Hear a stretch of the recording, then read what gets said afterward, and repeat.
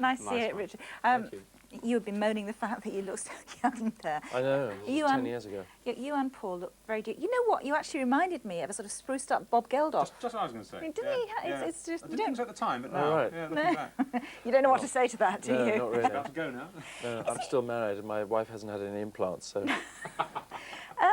Must be all right. Is it normal? I've never heard of it before. Our film, it was released 10 years ago, and to coincide with the 10th anniversary, it's now being re-released. Yes, because it has a large cult following, and I think that they thought that if they re-released it, the people who were so enthusiastic about it, they thought it would either go and see it again or would get other people who hadn't seen it before to go and see it. So whether this gamble pays off, I don't know. Right. It's nothing to do with me.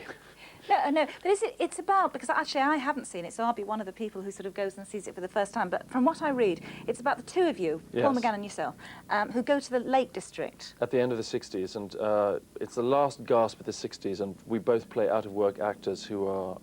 I play a complete alcoholic who's very bilious and cynical and self-loathing and hopefully funny. And Paul plays a more innocent character who goes on to be successful, and you know that my character is just going to go and blow his brains out. So is it a sad ending or a happy one? Happy, sad, bittersweet. Bittersweet. Yeah. Right. We so enjoyed Jack and Sarah. Oh, thank you. No, we did, which we saw this summer.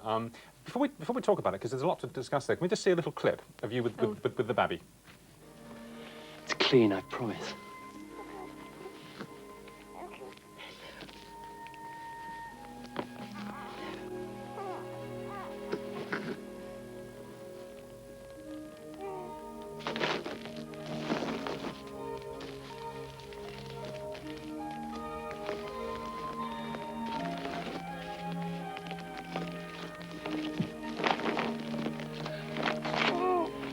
You look fab. Yes, you do. You look fab.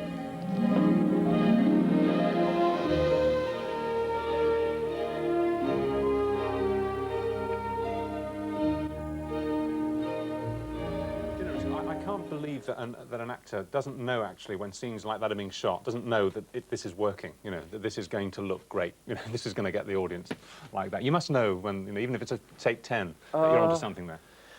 What you know, the theory is that if you work with small children or animals, it is going to have some kind of charm effect, but I've just been reading the reviews of Father of the Bride, where they're so damning of the fact that it's so obviously schmaltzy that the director was so keen not to try and avoid that. So, and of course, when you do the scenes, you're hoping because the baby's not going to be crying or dumping or, you know, misbehaving or sleeping or whatever it's supposed to be not supposed to be doing, and you don't hear any music or anything. So you've got panicked parents and a film crew around it. So imagining that this is going to work absolutely, you know, definitely doesn't really enter into it. No. The film starts, for those who haven't seen it, starts with the death of your wife, and that's why you have to bring up the baby by yourself, and then it traces your sort of fame and fortune through it. You've said in the past that you drew on your own tragic experiences, you know. I mean, you lost a baby, didn't you? Right. Your She only lived for an hour, time. so that, you know, obviously that informs what and how you do something. So, yeah, I don't really know what to say about that. You've written, in fact, they've been serialising extracts in a newspaper, which I've read, a set of diaries. Right. Which do actually deal with that very time, when you found out, to your horror, that your wife had gone into labour 2 months early. It was right in the middle of the Withnail rehearsals. Oh, I see. So it was a very odd sort of conjunction that at this point in time where I'd been out of work for 9 months and then had got this part of Withnail, which had literally transformed my life and gave me a bank account and all sorts of things, and which is why I'm here now. And at the same, midway through rehearsal, she went into premature labour, and our baby only lived for an hour. So it was this bizarre thing of great triumph on the one hand and, you know, terrible personal loss and tragedy on the other. So were you able to take some time off? I mean, did they hold up the production schedule at all? no, this happened at 8 o'clock in the morning, and I was due to go to rehearsals and then went to the hospital instead, and then went back to work the next day. Oh, dear. Because I sort of had to do that. I couldn't get out of it. Do you think in any way it altered what we saw on the screen there? I don't know. I think it. Must have done, you know, obviously it does. Certainly, if you play a part where you're called upon to, you know, show great emotion or to cry or do stuff like that, then obviously that's such an instant thing to draw on. But you know, I think that applies to anything that you do in life. Yeah. But since then, you've had a lovely little girl, haven't you? Yeah. I have, yeah. She's 7 years old now. Yeah. Yeah. But I mean, she was early too, wasn't she? She But was. She was fine. Oh, my wife went through the exact same thing again. She was domestic here, but at 7 months we had the exact same thing. That my wife started spotting, and she had to be rushed off to hospital, and then spent 3 months waiting. And every week we were told, well, maybe it's going to happen now, maybe it's going to happen now. So it seems a miracle to us that we now have a child. Yeah. So she was born by cesarean section a month in advance. What's the problem with the one that you lost, that the lungs weren't properly developed? Was that the... Yeah, and my wife had a, I think they discovered that she had to have a cervical stitch because her waters broke prematurely. Right, I see. So that was the reason. Yeah. But then on this, the baby that we now have, she had placenta previa on top of it as well. Oh dear. So, you know, all these complications came about. All of which must have, as Richard says, been very much with you when you were filming Jack and Sarah, because that very emotional scene when you find that your wife, Imogen Stubbs, is dead, after coming round from knocking yourself out. Right. I mean, it had everybody weeping. You must, do you actually draw on, especially in a hospital and circumstances Absolutely. surrounding That birth? was absolutely a direct parallel with that, although I wasn't, you know, No. obviously grieving for my wife, because my wife is alive and well, Yeah. but certainly for my child. Yes. Well, anyway, you mentioned robustly that Withnail I is the reason that you're here. Yeah. You'd be amazed at how many people who are as successful as you are somehow turn their back on the very start of it and the source of it, but you don't.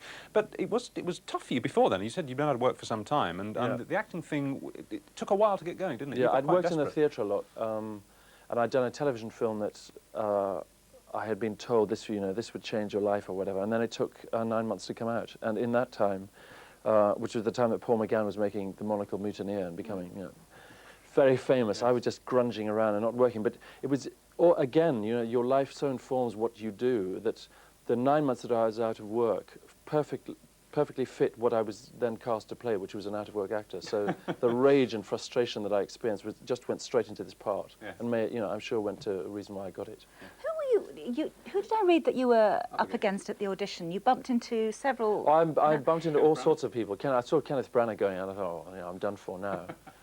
He was already established then. I kept seeing people that I knew, people that were famous going in and out.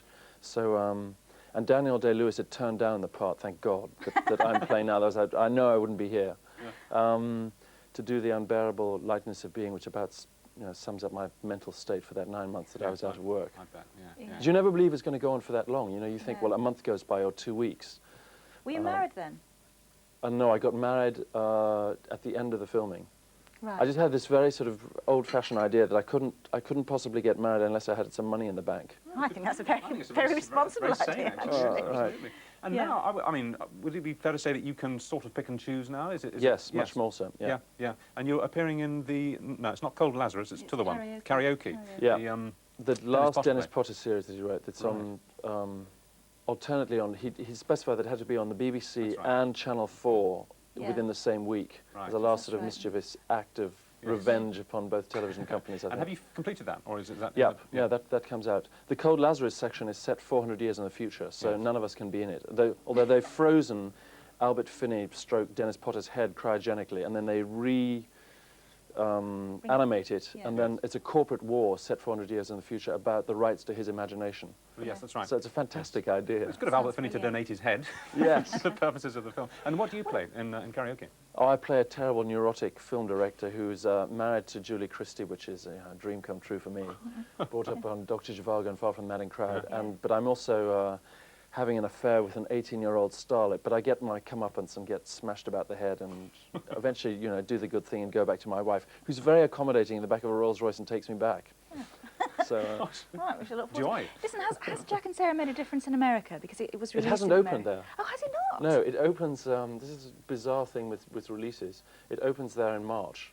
So I've got to go through all that publicity for something that was made, over a year and a half ago. And you tend to forget, Then. don't you, when you've played a number of different roles? Yeah, you do. That's a shame, actually, isn't it? I can see you feeling quite frustrated about that, because E.Grant got 4 Weddings and a Funeral opened in the States first. Right. And so he'd got all this massive pre-publicity. So when he opened here, it was just predestined Absolutely. to be a mega success. Absolutely. Yeah, should have been the other way around. But it's done terribly well here. Yeah, so hopefully it'll do all right there. Yeah. Although he's now made another movie about babies. That's right, So yes. maybe they'll just Why go, not? another Grant, another baby movie. So, I don't know. Oh, No, it it goes. stands on its It's merits. previewing well, you know what they say when they Yeah. show it to people in shopping malls that don't know what it is or who's in it. Yes. And then they're writing their cards about, you know, how many percentages, whether they would recommend it to their friends or not. Yes. Yes. So, anyway. I thought it was terribly funny that the production team who made Withnail I watched it in one of its first previews, and nobody laughed, nobody smiled, dead silence. And who was the audience made up of in the end? It was made up of German tourists who were staying in a hostel that this company just got in. So, you know, I didn't understand. Couldn't oh, I'm understand very a glad word. I wasn't in there on this first preview with now. You know. Committed suicide. Yeah, I think they would have literally just dumped the thing in the Mersey. Yeah. And what are you doing next? Oh, there's a book coming out in. The book, yep. There's a book that's coming out in May. And That's your diaries. Yep. It's Expurgated. compilation of diaries. Yes, expurgated diaries. Yeah. And With nails. I'm starting shooting on Monday a thing called Royal Scandal, which is playing the Prince of Wales at the beginning of the last century. And his terrible marriage to the Princess of Wales, and it's a direct parallel with Right. what's going on now. Well, and historically accurate as well. Apparently, yeah. Is this Caroline? Was it Caroline? No. No. You mean It's Queen George, Alexandra? George and Mildred. George and Mildred, exactly. That'll do. The Princess Mildred. Yes. And on that She was bombshell- German, Well, that sounds fun anyway. and they hated each other. Yeah, I think So, it was I shall Caroline, enjoy actually. that. I think it was George Caroline. and She's the one that beat on Yes, the doors of the palace. He wouldn't the let her Westminster Abbey come lot. into the coronation. He kept her out of That's right. Westminster Abbey. Oh, That's you know right. more She about wouldn't that. That was issue a a crown. riot. And so Yeah. she brought her own army and pounded on the doors demanding to be let in. Can you imagine that? Can you imagine if that happened now? Don't That'd have be to imagine wonderful. very hard, The actually. 19th century version of Panorama, sort of Bangorama. Absolutely. Anyway, well, good luck with it. It's Yeah, good to very see good you. luck with Oh, everything. thank you. Lovely Nice- to see nice you. Thanks very much. And we've got to take another break here. Coming up, today's phone-in on dads and childbirth. We'll see you after this.